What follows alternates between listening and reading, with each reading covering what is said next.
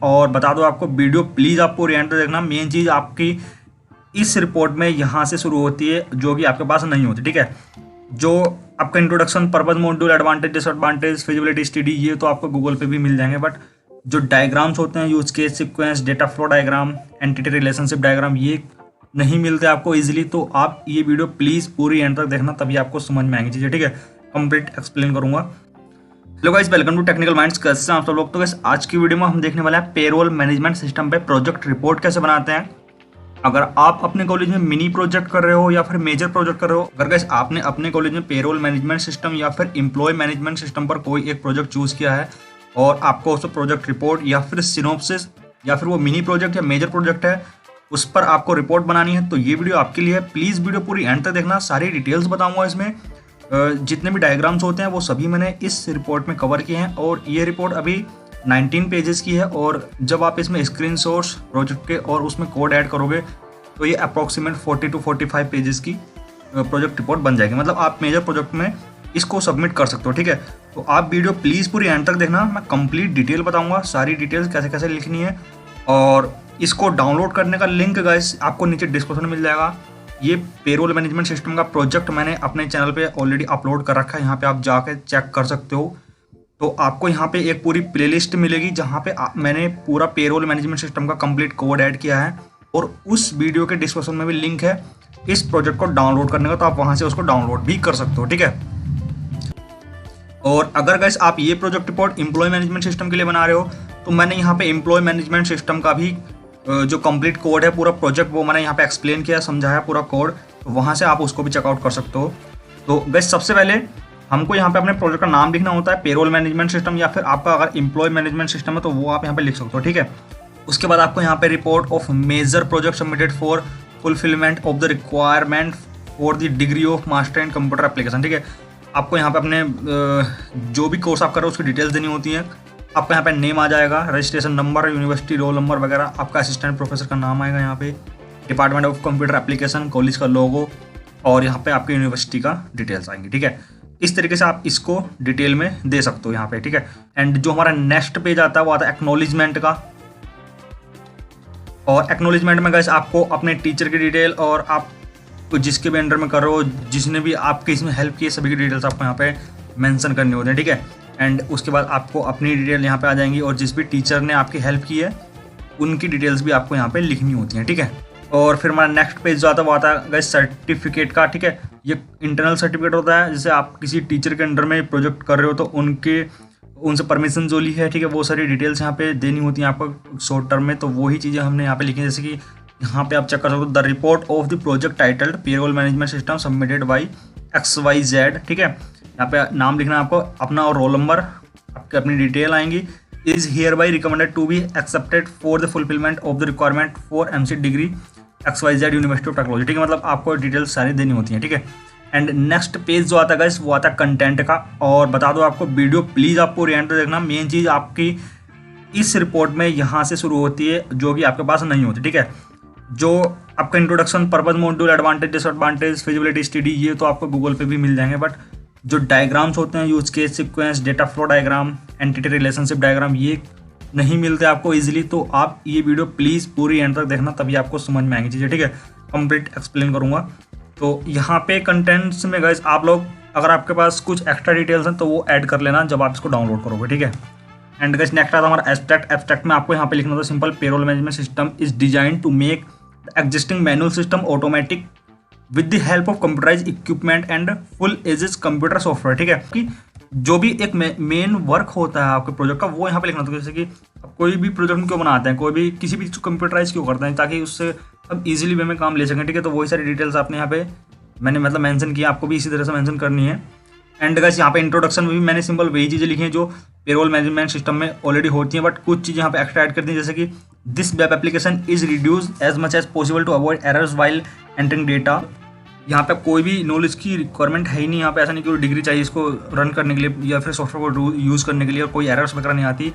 अगर आप invalid data enter कर दो तो आपको एरर मैसेज आता है। मतलब इस तरह की डिटेल्स हमने यहाँ पे जो भी इसकी फीचर्स हैं वो यहाँ पे थोड़े बहुत डिटेल्स हमने यहाँ पे ऐड कर दिए, ठीक है।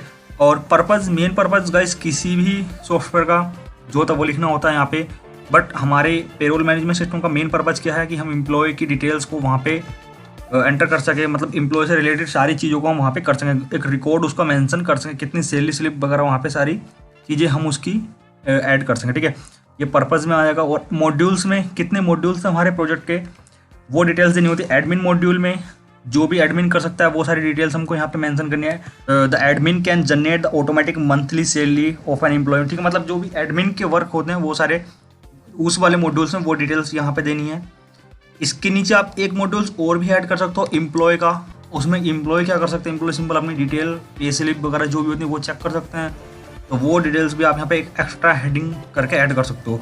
एंड गाइस नेक्स्ट आता है हमारा एडवांटेज। इस प्रोजेक्ट के जितने भी एडवांटेज हैं वो यहाँ पे लिखने हैं आपको, ऑलमोस्ट 5 to 6 पॉइंट तो लिखने होते हैं, ठीक है। जैसे यहाँ पे और भी टॉपिक्स लिखे हुए हैं, आपके टाइम को सेव करता है, आपके पे स्लिप वगैरह जो सैलरी स्लिप होती हैं उनको ईजिली आपको शो करता है, ठीक है। मतलब कोई एरर्स वगैरह वहाँ पे नहीं आती हैं।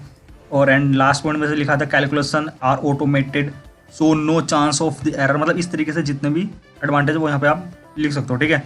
डिसएडवांटेज में यहाँ पे देखो मेंशन किया, it requires an internet connection. अगर आपके प्रोजेक्ट में लोकल सर्वर का यूज़ किया है तो वहाँ पे इंटरनेट कनेक्शन की तो ज़रूरत होती नहीं है, ठीक है। अगर आपने अपने प्रोजेक्ट के डेटाबेस को किसी सर्वर पे रखा है जो कि लोकल नहीं है तो फिर आपको इंटरनेट कनेक्शन की ज़रूरत पड़ती है, ठीक है। तो ये चीज़ आपको ध्यान रखनी है, ठीक है। आपने कौन सा डेटाबेस यूज़ किया है, इट रिक्वायर लार्ज डेटाबेस, ठीक है।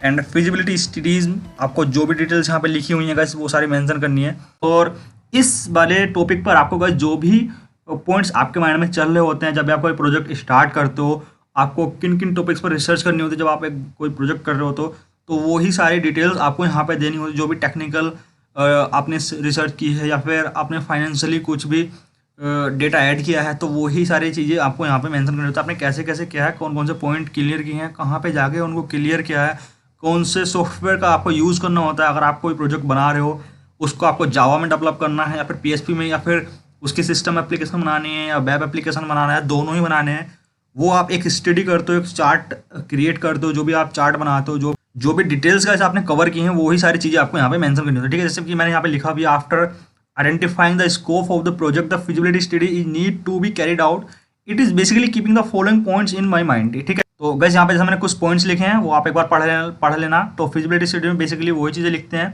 कि जो हम सॉफ्टवेयर बना रहे हैं वो कौन सी वाली लैंग्वेज में, कौन सी लैंग्वेज में वो उसका क्राइटेरिया फिल करने वाला है। उसको PHP में बनाएंगे या फिर हम जावा में डेवलप कर रहे हैं, पर्ल या फिर किसी भी लैंग्वेज में डेवलप कर रहे हैं, तो किस में वो सूटेबल रहेगा, किस में उसका जो यूज़र इंटरफेस होता है वो ज़्यादा बेटर दिखेगा, या फिर किस में ज़्यादा बेनिफिट है, वो सारी चीज़ें हमको यहाँ पे एक डेटा जो हम क्रिएट करते हैं, जो भी डेटा हम एनालाइज करते हैं वही डेटा को हम फिजिबिलिटी स्टडीज में मेंशन करते हैं, ठीक है। और जो भी आपने टेक्निकल रिसर्च किया वही सारी यहाँ पे चीज़ें लिखनी है। जो फाइनेंशियली आपने फिजिबली किया है वो डिटेल्स आपको यहाँ पे लिखनी होती हैं, ठीक है। एंड उसके बाद गाइस आता है आपका रिसोर्सेज, क्या क्या रिसोर्सेज आप इसमें यूज़ करने वाले हो वही डिटेल्स भी आपको यहाँ पे देनी है। प्रोजेक्ट की कैटेगरी क्या होने वाली है, आपके सिस्टम एप्लीकेशन होने वाला है हमारा, ठीक है। हम इसको सिस्टम के लिए बनाने वाले हैं, ना कि वेब एप्लीकेशन बनाएंगे, ठीक है। तो जो पेरोल मैनेजमेंट सिस्टम था ये जावा का प्रोजेक्ट था और कोर जावा में मैंने इसको सिस्टम में बनाया था, ठीक है। मतलब सिस्टम एप्लीकेशन थी जो सॉफ्टवेयर होते हैं, ना कि कोई वेब एप्लीकेशन थी। तो यहाँ पे अवेलेबल टेक्नोलॉजीज कौन कौन सी थी, जावा, AWT और स्विंग का मैंने यूज़ किया था लाइब्रेरीज का। और जो डेटाबेस था मेरा गाइस यहाँ पे वो MySQL था। इसको आप यहाँ पे RDBMS की जगह डेटाबेस लिख देना, ठीक है। एंड आप कौन कौन सा टूल यूज़ कर रहे थे वहाँ पे वो सारी डिटेल्स आपको यहाँ पे देनी होती है। जैसे मैंने नेटबीन्स यूज़ किया था इसमें, और यहाँ पे IDE कौन सी थी मेरी यहाँ पे 11.3, और MySQL जो सॉफ्टवेयर था वो मैंने यूज़ किया था। ऑपरेटिंग सिस्टम था मेरा Windows 10, ठीक है। हार्डवेयर यूज़ में जो भी आपने यूज़ किया है यहाँ पे हार्डवेयर है वो आपको यहाँ पे डिटेल आपको देनी होती है, ठीक है। एंड उसके बाद जो गाइस मेन चीज़ आती है आपकी, वो आती है यूज़ केस डायग्राम। ये डायग्राम आप जब डाउनलोड करोगे तो आपको ऑलरेडी मिल जाएंगे इस रिपोर्ट में, ठीक है।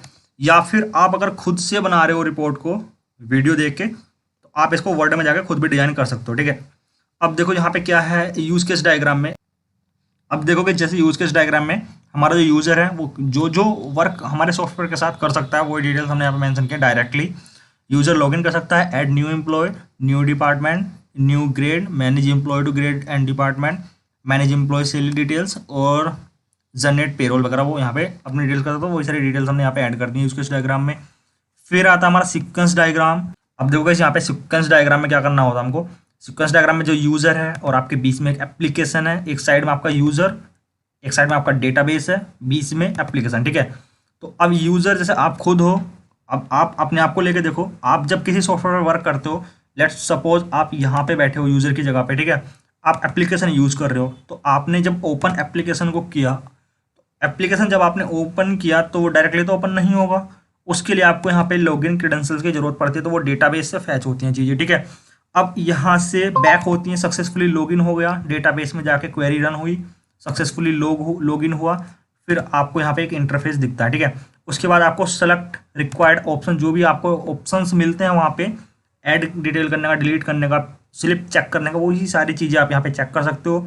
मतलब पहले रिक्वेस्ट करोगे एप्लीकेशन पे, बीच में एप्लीकेशन भी वर्क कर रही है, उसमें आप रिक्वेस्ट सेंड करोगे, वो रिक्वेस्ट डेटाबेस में जाएगी, यहाँ पे डेटाबेस से क्वेरी फैच होती है, क्वेरी रन होती है वहाँ पे, वहाँ से सक्सेसफुली क्वेरी रन हुई तो आपको वहाँ पे डिस्प्ले रिक्वायर्ड पे, जो भी आपने पेज के लिए रिक्वेस्ट की थी वो वहाँ पे आपको शो हो जाता है, ठीक है।